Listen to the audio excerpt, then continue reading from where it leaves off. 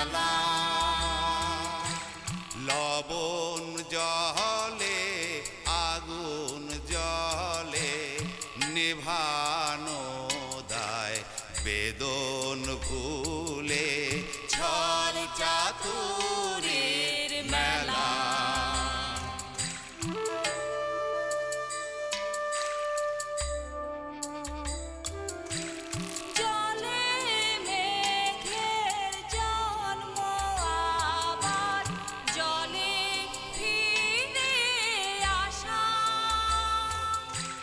মাঝের কদিন ভ্রান্তি বিলাস শূন্যে বাঁধে বাসা।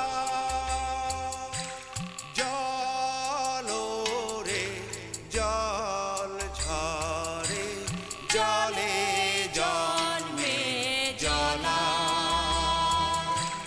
জলি জীবন দহন স্বপন গহীনে তার খেলা। ও গহীনে তার খেলা।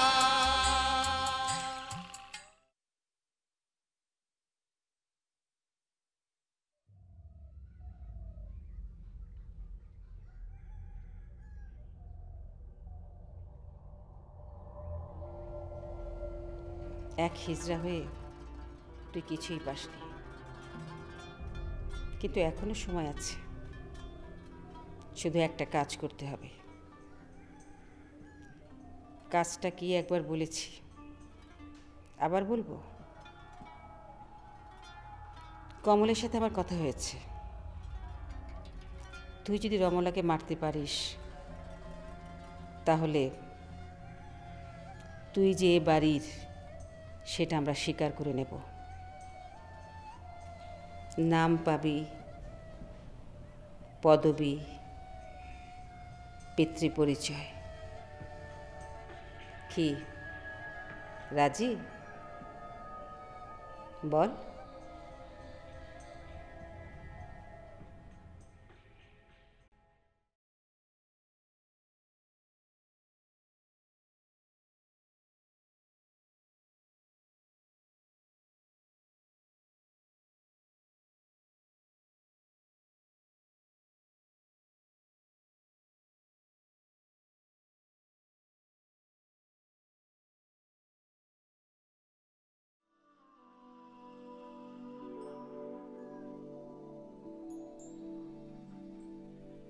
বৈদ্য তো কইল ঠিক হয়ে যাব, তাইলে এখনো ঠিক হয় না কেন? সময় লাগবে জানেন, সময়। ওষুধ তো আর জাদু না যে মুহূর্তে ঠিক হয়ে যাবে। সময় তো গেল, বৈদ্য ওষুধ দিছে তো মেলা আগে। না জামাল, মেলা আগে না, ডাক্তার একটু আগে ওষুধ দিয়ে গেছে। তোমার মনে হচ্ছে না?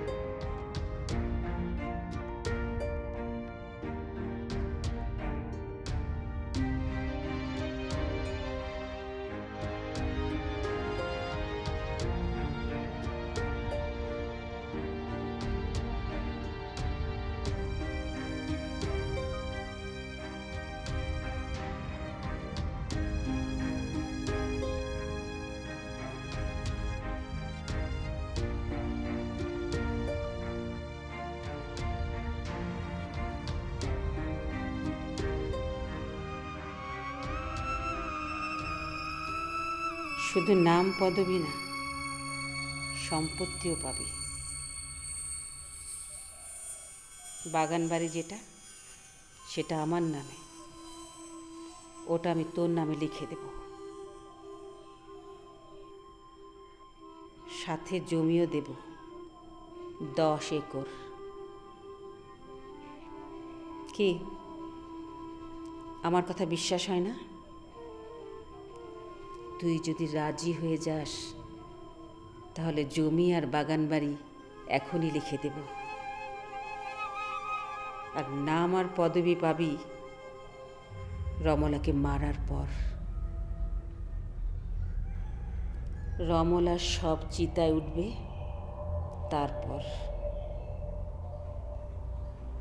নাকি তাকে এখন আর পোড়ানো হবে না, কবর দেয়া হবে। এসব কিছুতে বড়দা রাজি? কমলের সাথে কথা হয়েছে বলেই তো আমি তোর সাথে কথা বলছি। আমি সারাদিন ঘরে বসে থাকি আর ভাবি ভাবি আর ভাবি। তুই যখন পেটে ছিলি সেই সব কথা ভাবি। তোকে দিয়ে দিলাম সেসবও ভাবি। কি করতে পারতাম বল? সব বাড়িরই একটা নিয়ম থাকে, সেই নিয়মের বাইরে তো আর যাওয়া যায় না। আবার কখনো কখনো নিয়ম ভাঙতে হয়। তুই রমলাকে মেরে ফেলবি, প্রথমবারের মতো এই বাড়ির নিয়ম ভঙ্গ হবে। একটা হিজড়া উত্তরাধিকারী হবে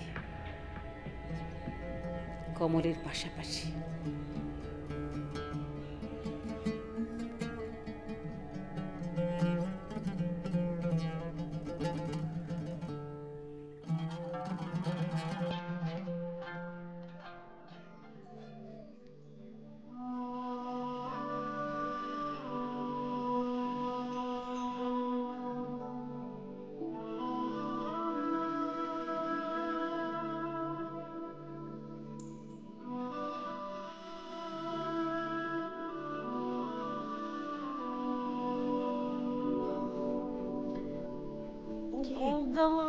দরজা লুকাশে আলোসে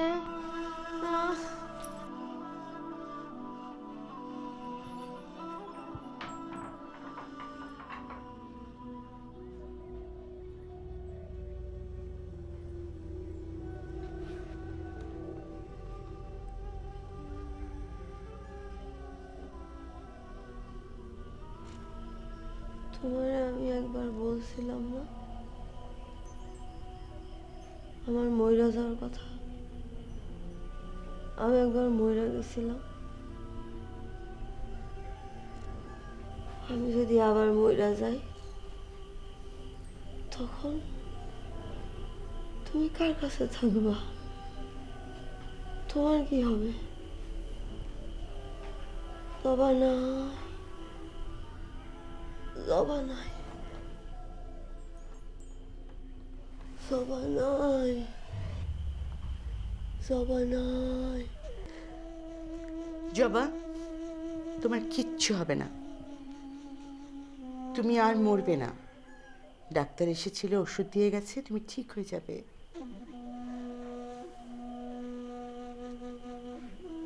তুমি চলে গেলে জামালে চলে যাবে, তখন তুমি কই থাকবা? তুমি আর আসবা না? তুমি আসবা তো? তখন তুমি কার কাছে থাকবা? জবা, আমি তোমার কাছেই থাকবো। এখন তো আর জল নেই, এখন শুধু তুমি আছো।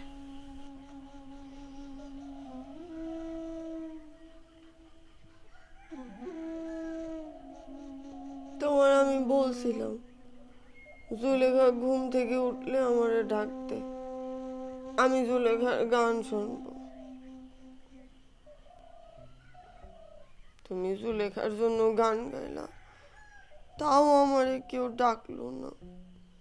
তুমি আমার সাথে থাকবা না? থাকবো জবা, আমি তোমার কাছেই থাকবো। তুমি তো আমার গান শোনাও না, তুমি আমার সাথে থাকবা না? তুমি গান শুনবে?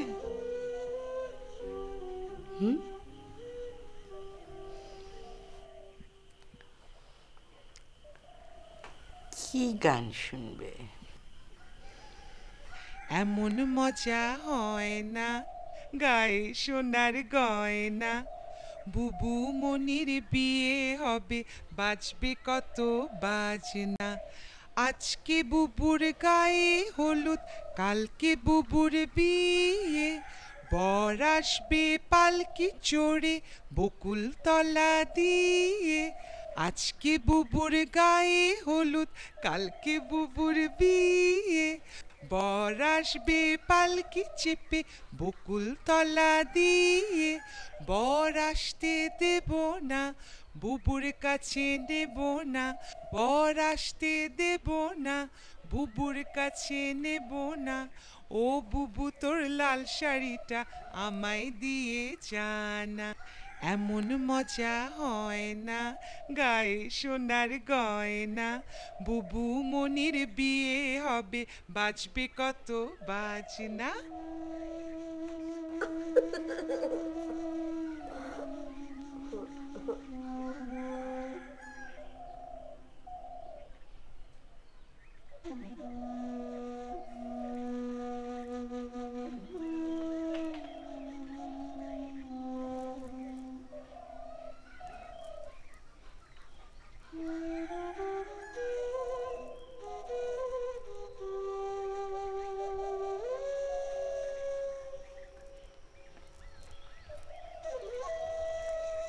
ভাই, জবার শরীর এখন কেমন? একবার গেছিলাম দেখতে, রমলবু বললো ভেতরে না যাইতে। জবা নাকি মানুষ দেখলে সেইটা যাইতেছে। বৈদ্য আসছিল, ওষুধপত্র দিয়ে গেছে।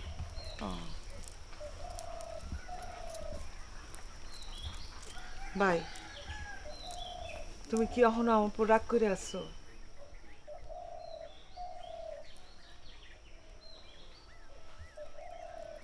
বুঝছো ভাই, মানুষের তো কত কথা কয়, এই মানুষের কথা শুনে তো এই বাড়িতে আইসা রমলের বুবলোকে চেঁচামেচি করছে। পরে অবশ্য বুঝছি মানুষের কথা ঠিক না। একটা মানুষ বিপদে পড়ছে, তুমি তারে সাহায্য করছো, তোমার ক্ষমতা আছে, তুমি তো করবাই। বাই, তোমার একটা কথা বলা দরকার, কয়দিন ধরে ভাবতেছি বলবো, শরমে পারি না। বলবো ভাই? বল। তুমি তো সবই জানো কি অবস্থা, ওই বাড়ি ছাড়া এই বাড়িতে আসছে, পকেটে চায় না পয়সাও ছিল না, ছেলেটারে যে রাস্তায় কিছু কিনা খাওয়ামো সেটাও পারিনি। এই বাড়িতে আসার পর ওসমানের বাপের লগে বাবুল দুলাভের কথা হইল, তারা ঠিক করলো দুজনে মিলে ব্যবসা করব। ব্যবসা তো করব, টাকা আসবো কই থেকে? এদিকে ওসমানের বাপ তো একদম সোজা সরল মানুষ, না করতে পারে না, সে রাজি হয়ে গেল, কিন্তু শরমে বলতে পারতেছে না সে তার কাছে টাকা নেই। আমি কয়বার বলছি তুমি না পারো, আমি দুলাভাইরে বলি, সে সেটাও দিবে না, বলে একটা মানুষ শখ করছে, তার মন ভাঙা কি ঠিক? আর সত্য কথা হইল, ওসমানের বাপের তো কিছু একটা করতে হইব। আর কতদিন এইভাবে তোমার উপর বসে বসে খাবে বলো? এতগুলা মানুষ টানতেছ রে, এখন তুমি পারো শরমের হাত থেকে আমাকে বাঁচাইতে। তুমি বলো, ওসমানের বাপ যদি কিছু একটা করে সেটা তো সবার জন্য ভালো, ভালো না? আল্লাহ দিলে তোমার তো অভাব নাই, একটা মাত্র ছেলে, তারও বিয়ে হয়ে গেছে, শুনলাম লেনদেন হয়েছে ভালো। এখন যদি তুমি ওসমানের বাপরে ব্যবসার জন্য টাকাটা দাও, আমরা এই টাকা ফেরত দিয়ে দিব ভাই। ব্যবসাটা দাঁড়ায় যাক, একটু লাভের মুখ দেখলে ফেরত দিয়ে দিব। এর আগের বারও যখন ওসমানের বাপের ব্যবসার কথা বলে টাকা নিয়েছিলি তখন একই কথা কইছিলি, সেই টাকা তো এখনো ফেরত দেসনি। ভাই এমন একটা কথা তুমি আমরা বলতে পারলা? ওরে ভাই, আমি কি তোমার সৎ বোন হই নাকি? মানসি বইনের বিয়াতে কত কিছু দেয়, টাকা পয়সা গয়না জিনিসপত্র কত কি। আমার বিয়েতে কি দিছিলা? এই এক কাপড়ে গেছিলাম গা। এক ওসমানের বাপের পানের ব্যবসা কিছু টাকা দিছিল, সেইটারও খোটা দিলাম। ওই ব্যবসার লোকসান না হইলে কবে তোমার টাকা ফেরত দিয়ে দিতাম। খোটা দিই নাই, বলছি। একবার তো বলতে পারতা, তোর বিয়াতে কিছু দেই নাই, এই টাকা এমনি দিলাম। ওই টাকা আমার কোনো দাবি নাই, এটা তোর বিয়ার যৌতুক। সেইটা তো বলবা না। বলবা কেন? আমি তোমার কে হয়েছে বলবা? তোমার জিনিস 12 বুতে লুইটা পুটা খাবে, তাও আমরা কিচ্ছু পাবো না। আগের টাকা তোর ফেরত দিতে হইব না, কিন্তু নতুন করে আর কোনো টাকা দিতে পারবো না। তোরা এখানে থাক, যতদিন তোর জামাইয়ের একটা কিছু না হয় ততদিন তোরা এখানে থাক, কিন্তু আর কোনো টাকা পাবি না। ভাই, ওরে ভাই, তুমি এত পাশান হইতে পারলা?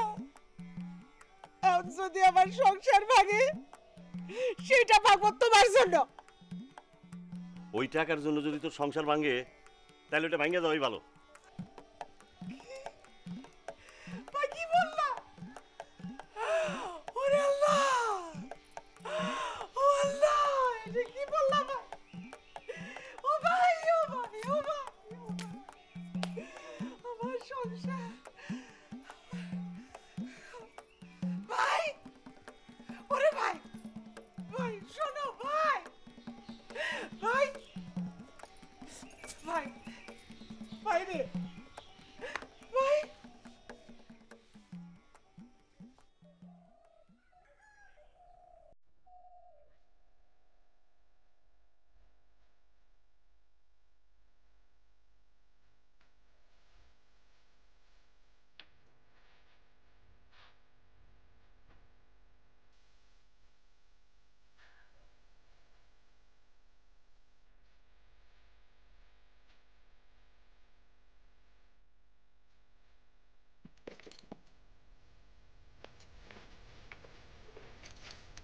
আমার দেন কুইটা দিই।